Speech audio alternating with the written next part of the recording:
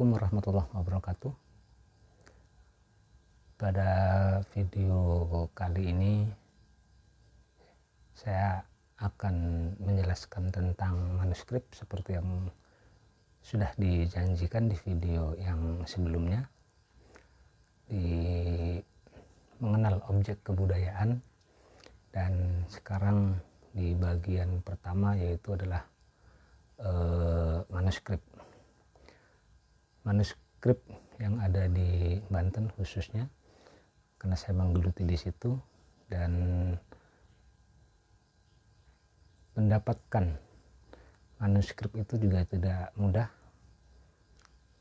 karena berbagai rintangan, termasuk juga masyarakat juga masih banyak yang memistiskan manuskrip atau kitab-kitab kuno itu.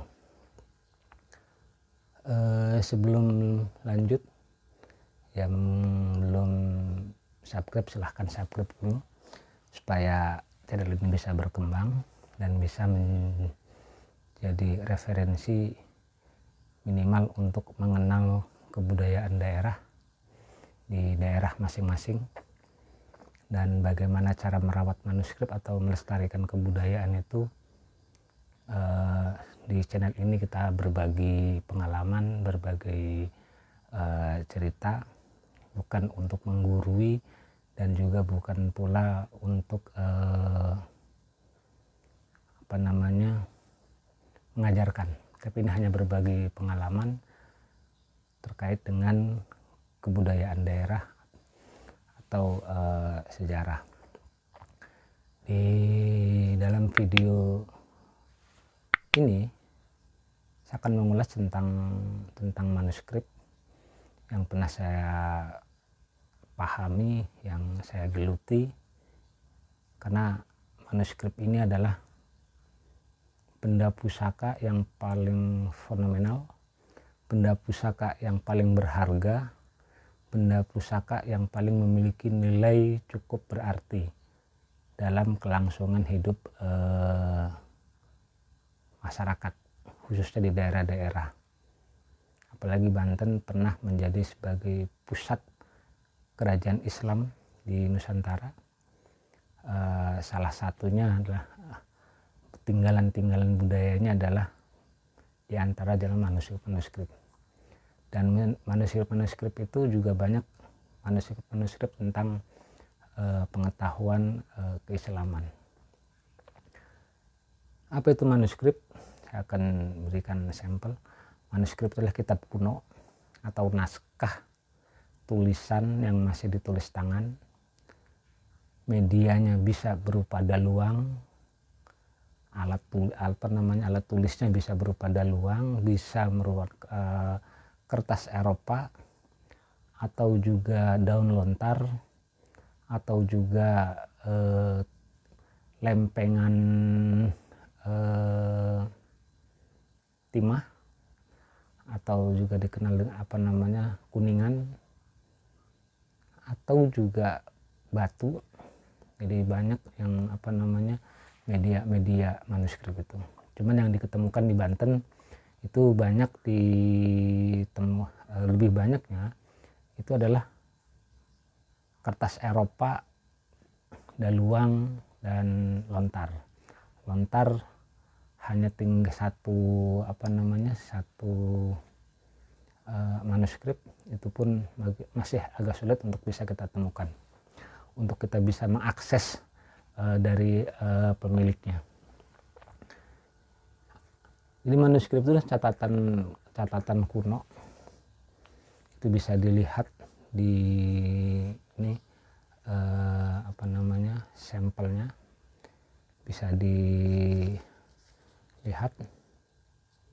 dan untuk lebih jelas mungkin bisa datang ke klinik pusaka ini biar bisa kelihatan. Ini manuskrip, dan di dalamnya ini udah pada bolong-bolong, dan ini tidak utuh, diketemukannya sudah tidak utuh. Kenapa manuskrip ini tidak utuh diketemukan? Karena memang pemilik manuskrip khususnya di Banten ini lebih banyaknya bukan dari kalangan orang yang memiliki pengetahuan cukup tinggi terkait pentingnya sebuah sumber dokumen kuno. Jadi hampir dipastikan itu ya masyarakat biasa, walaupun sebagai tokoh agama ya kelasnya hanya kelas desa atau kelurahan, kelas kecamatan, sehingga menganggap bahwa kitab kuno ini, manuskrip ini dianggap juga tidak penting, sehingga banyak juga yang dibakar. Dari pengalaman penelusuran manuskrip saya dari 2001 yang melakukan rutin untuk pencarian manuskrip, itu ya awal-awal hanya mungkin setahun 2-3 kali untuk melakukan perjalanan. Dari 2007 itu setahun bisa 4-7 kali untuk melakukan pendokumentasian sekaligus juga inventarisasi manuskrip yang ada di Banten. Alhamdulillah sudah banyak digitalisasi dari manuskrip itu, khususnya kerjasama dengan Kementerian Agama bidang Puslitbang Balai Lektur Hasanah Keagamaan dan Puslitbang Lektur Hasanah Keagamaan. Jadi dari sekian manuskrip yang ada ini, sebelum lebih lanjut kepada masyarakat khusus para pemilik manuskrip, saya informasikan ketika memang di rumah kita, di keluarga kita atau di lingkungan kita ada yang memiliki kitab kuno yang manuskrip yang umurnya sudah ratusan tahun, itu cara megangnya kita harus hati-hati. Kalau kita baru manuskrip itu belum masih belum tersentuh oleh siapapun, walaupun memang itu keluarga sendiri. Kalau masuknya dalam peti, karena biasanya manuskrip itu disimpan dalam peti, kotak kayu atau koper haji tahun 60-70-an yang terbuat dari besi. Kalau sudah lebih dari 20 tahun, 30 tahun, mohon kalau dianggap memiliki kitab kuno atau yang dikenal dengan manuskrip atau naskah kuno, jangan langsung dipegang. Pertama dibuka dulu medianya, kalau dalam lemari juga sama, atau yang jarang diakses lemarinya atau petinya, itu dibuka dulu. Karena ada zat yang berbahaya yang bisa membahayakan kita, termasuk juga membahayakan manuskripnya. Tapi yang terpenting adalah membahayakan manusia, kitanya, supaya kita selamat. Karena debunya itu ketika kena mata itu bisa menjadi rabun atau pedihnya minta ampun. Kalau kena kulit, gatelnya kadang-kadang juga agak lama sembuh.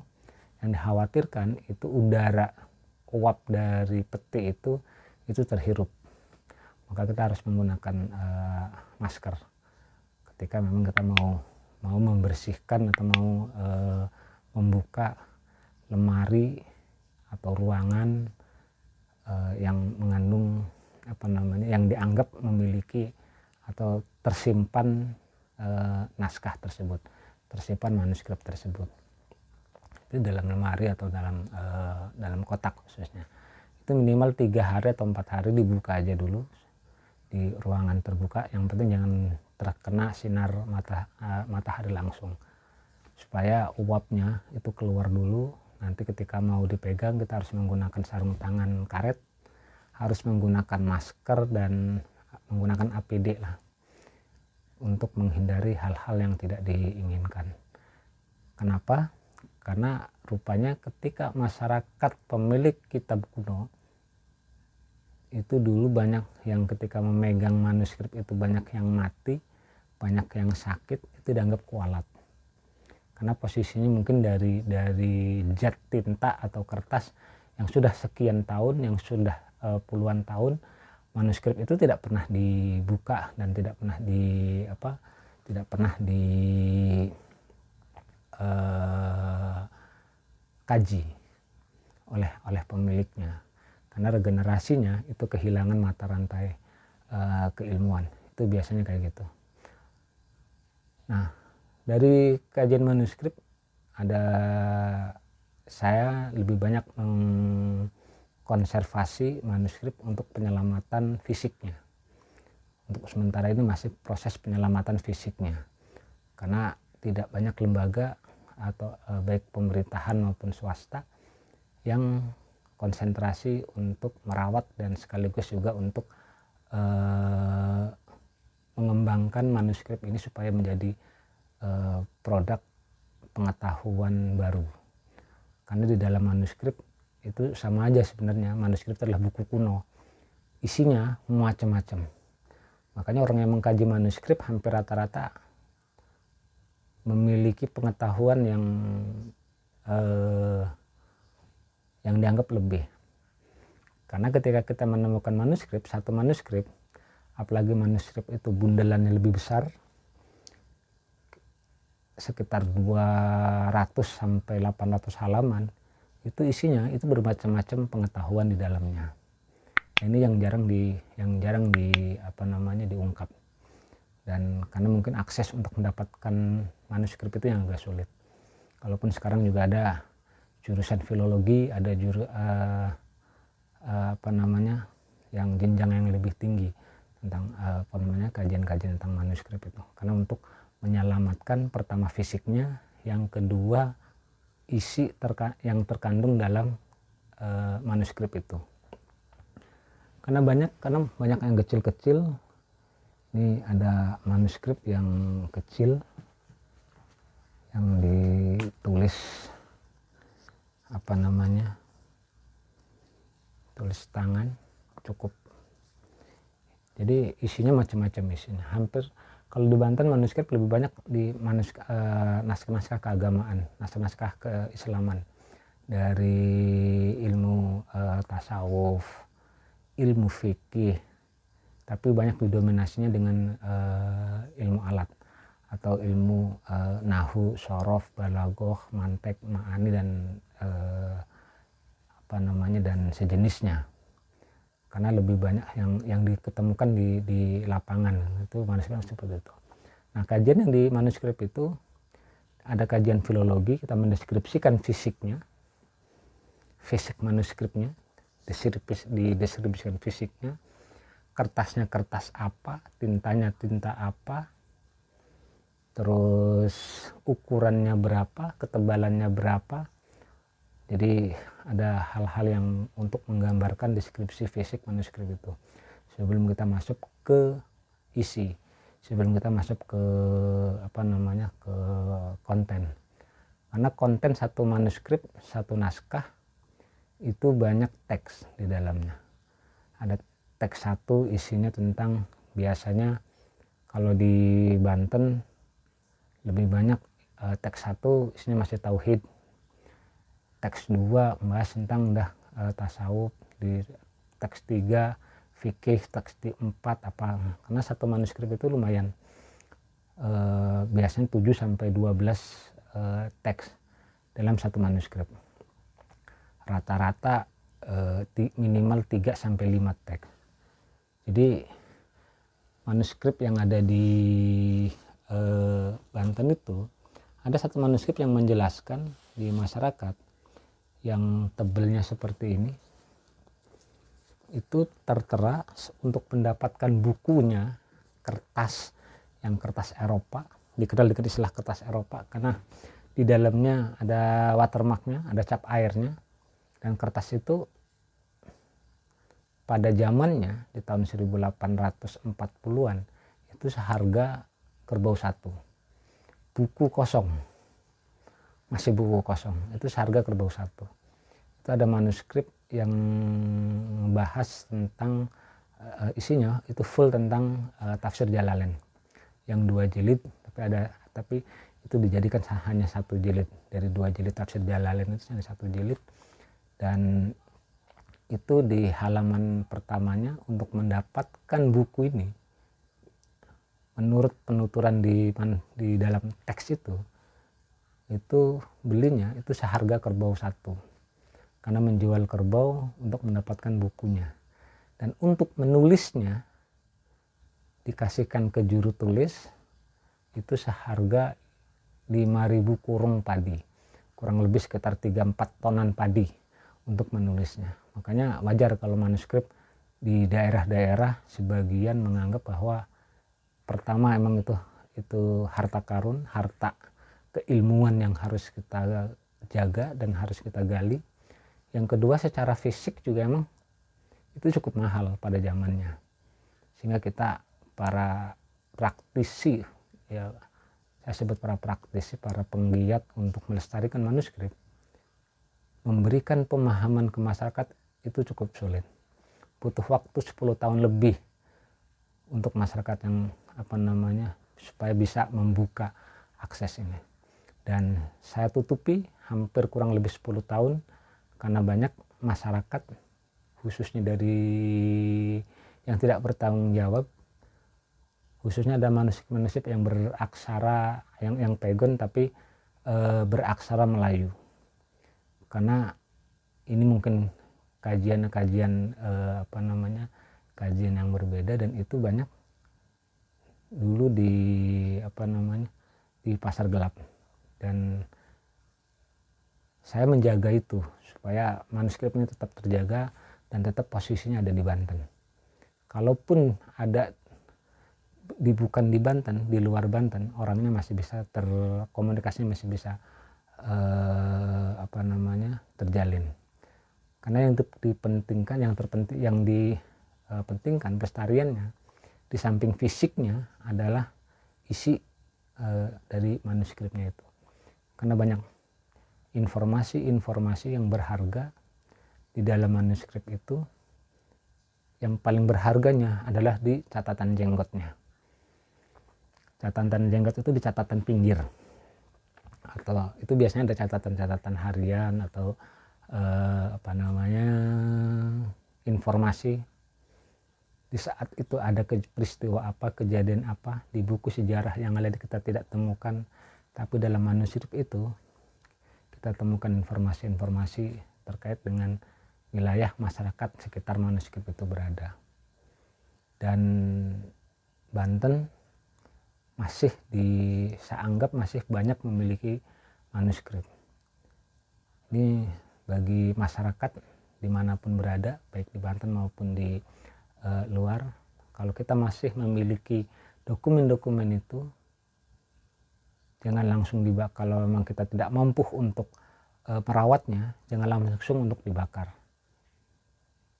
Jangan langsung dibakar dan jangan dibuang, Kalau kita nggak mampu merawatnya, titipkan ke perpustakaan daerah terdekat, atau ke praktisi, atau ke kampus, atau ke lembaga-lembaga yang bisa dipercaya untuk dikaji isinya tentang isinya, kontennya di manuskrip itu, supaya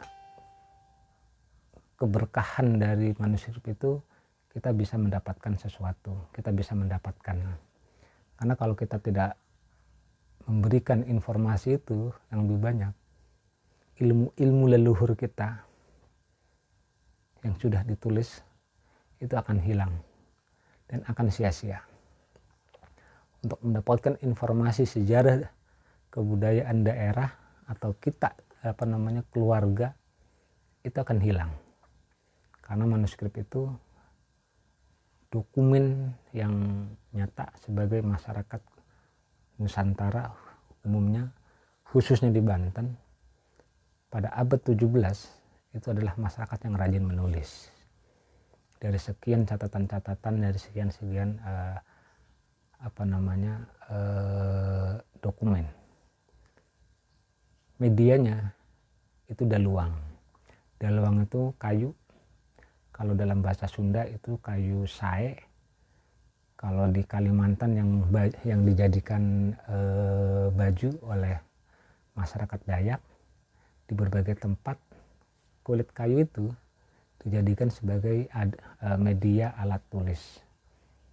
Nah itu nanti akan bercerita bagaimana cara membuat kertas yang dikenal dengan istilah di masyarakat itu adalah istilah kertasnya adalah kertas merang, deluang merang atau bubur merang. Yang disebut kenal kertas Eropa itu adalah bubur merang karena itu dari rumput atau dari pohon padi yang dijadikan sebagai kertas, sebagai media tulis itu dari daluang itu. Tapi sebelumnya masyarakat Nusantara itu kebanyakan dari daluang dan itu umurnya akan lebih awet dibanding kertas Eropa. Jadi itulah yang bahas tentang manuskrip. Saya berharap kepada seluruh masyarakat yang masih memiliki manuskrip, yang masih memiliki dokumen-dokumen kuno, jaga dengan baik. Jaga dengan baik. Karena dokumen-dokumen itu berharga. Informasinya sangat berharga. Ini ada manuskrip yang cukup panjang. Seperti di film-film kolosal dulu. Khotbah Jumat pun dulu seperti ini. Masjid-masjid kuno di Banten itu biasanya kenal dengan istilah khotbah bungbung. Teksnya itu dimasukin ke bungbung. Ini manuskrip dan baik berbahasa daerah maupun berbahasa Arab. Dan ini biasanya dibaca kalau khotbah Jumat itu depan belakang sambil digulung, dibaca dari depan sambil digulung, nanti ketemu di belakang sambil digulung, nanti ketemu lagi. Nanti posisinya ini dimasukkan ke dalam bungbung, dalam bambu, disimpan karena cara penyimpan zaman dulu itu seperti itu dan itu relatif lebih awet, yang dikenal dengan istilah sangat bungbung.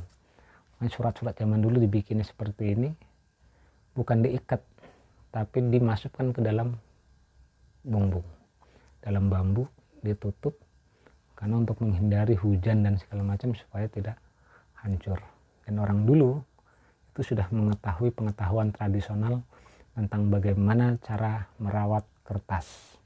Nanti di video berikutnya tentang pengetahuan tradisional dan teknologi tradisional. Mungkin itu sedikit informasi tentang manuskrip, salah satu objek kebudayaan, kajian kebudayaan. Mudah-mudahan bermanfaat bagi kita semua dan kita wajib melindungi dokumen-dokumen kuno, melestarikan dokumen-dokumen kuno untuk keberlangsungan kehidupan masa yang akan datang. Karena dari dokumen kuno, dari manuskrip itu banyak informasi, banyak pembelajaran untuk keberlangsungan hidup di alam dunia ini. Mungkin itu sedikit penjelasan tentang manuskrip, mudah-mudahan bermanfaat. Jika video ini bermanfaatkan silahkan share.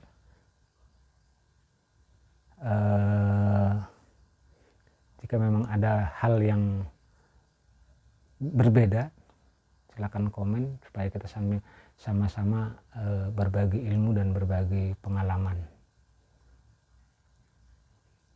Akhir kata, Assalamualaikum warahmatullahi wabarakatuh.